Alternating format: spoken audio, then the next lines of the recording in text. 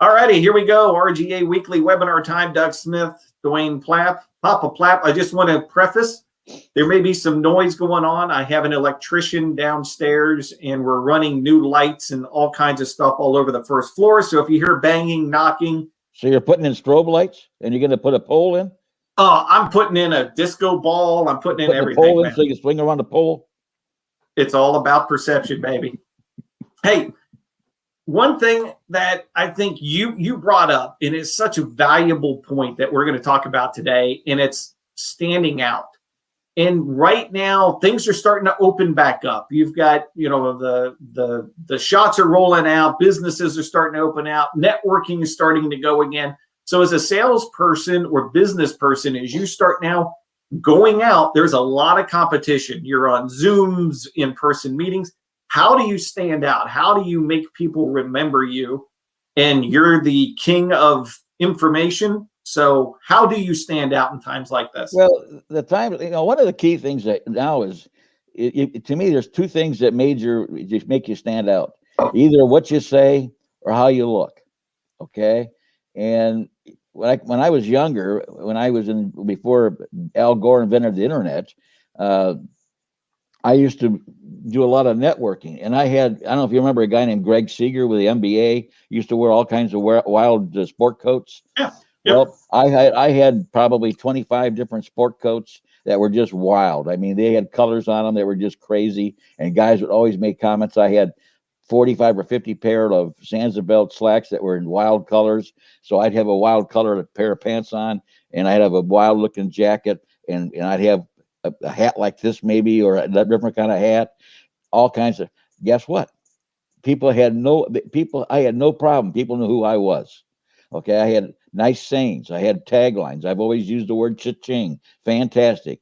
Matter of fact, when I got exhausted from the JCs and they in the Hall of Fame, and they gave me what do you call it? Fried you? What do they call that? When they roasted me. Right, roast. The one guy wrote a whole story on my sayings. Okay, and by the time he got done reading the story on my sayings, everybody was on the floor laughing. And that's what I did. Everybody knew who I was because I had sayings, I had taglines, I did stuff that it made me stand out. So that way, my whole life was, hey, I gotta be visible. So the key is, okay, on Zoom or in real life, what are you doing to stand out? How are you unique? How are you different? Maybe it's your personality. Maybe it's the things you should say. Maybe it's your tagline. Maybe it's the stories you've got. Maybe it's how you dress. Like Matt dresses in orange with the MP all the time. Why? It makes him stand out. Hello. Well, and this is such a great example that if I'm outside and I'm not wearing orange, my neighbors, they make jokes. Hey, why aren't you wearing orange? I am never on video. What happened? You just froze. Oh, sorry about that. Okay, I think we're better. Good. Yeah, we're always wearing orange. Stand out. Big time. Matthew always has got orange. He's got, 15 or 20 pair of tennis shoes that are all orange? Are you there? I'm perf. You keep freezing up. Okay, you kind of froze up on me. I'm not sure. Okay, I think we're back. Okay, so stand out. Maybe we're having internet issues again, so we'll keep it short and sweet. So if you don't have a tagline, come up with one. If you don't have a unique look, not that you want to be, super crazy, but come up with something that fits you, that makes you memorable, to stand out and make people go, oh yeah, there's that guy, or there's that lady. There's some things that are out of the box. I mean, when we had our retail store, we did all kinds of things that totally out of the box that made our retail store stand out.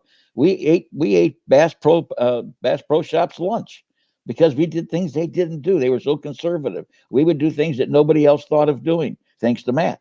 And Matt does the same thing now. He's got that orange shirt. He's got 26 pair of orange shoes. I mean, he does everything that's in orange. Well, guess what? That makes him stand out. He shows up. Everybody knows exactly who he is. Okay. And that's the name of the game. And maybe it's your tagline. If you haven't got a good tagline, call me, email. I'll sit down with you. We'll help you create a tagline. I've done that for probably 400 businesses, help them create their taglines, because taglines are huge. If I got a phenomenal tagline, people remember who I am. Perfect example. If you ever heard Geico Insurance, that little Geico or whatever the hell he is, that's hello. You see, I mean, every time you see a little Geico, everybody thinks of the insurance company. If you're Allstate, good hands. If you're a good neighbor, State Farm. Where's the beef was Wendy's back in the 80s. Those guys all had phenomenal taglines. Matter of fact, I went to a workshop in Chicago back in the 80s after the Where's the Beef came out. And the company that developed the Where's the Beef had a big seminar. I went to the seminar. You would not believe they put Wendy's on the map with the tagline. They also created a situation where Coke was no longer one because of the 7-Up tagline. The Uncola. Okay, they ate Coca-Cola's lunch. Guess what? Taglines work. They make you stand out. So if you don't have one, write me an email, call me, or whatever. I'll be happy to work with you. One more to throw out. I met the agency who created years ago the tagline, "What happens in Vegas stays in Vegas." And that whole thing came about by just simply brainstorming in a conference room and writing a bunch of crap down on wall sheets. And finally it just popped. And they all sat there and went, okay, that'll work. And now that has been copied tenfold. Everywhere. It's still, it's what happens in Cincinnati stays in Cincinnati. I hear it all the time. I'll be in a networking event. What happened here stays here. Okay. Yep. And it all came about by just the brainstorming session, and bada bing, that thing took off. So good tagline. I just got off the phone with a client in Colorado, and she's writing a book. And she couldn't think of a title. I said, how about calling Your Nerves Got Hijacked? She says, oh my God, that's it. So she's wrote down that's going to be the name of her new book is The Nerves Got Hijacked. I go, what a name. Hello. Just off from brainstorming with her. I mean, it's amazing. But the thing is, you got to stand out. If you don't stand out, you get lost in the shuffle. If you get lost in the crowd, guess what? You're done. Yep, absolutely. And with businesses and the world reopening, it's a reset. It's an opportunity for you to start. If you haven't done it, it's a great opportunity to start now and start building that momentum and doing it a little bit different. So Duane dropped it. If you want help, reach out to him. I'll be happy to help you. Sounds good, sir. I appreciate it.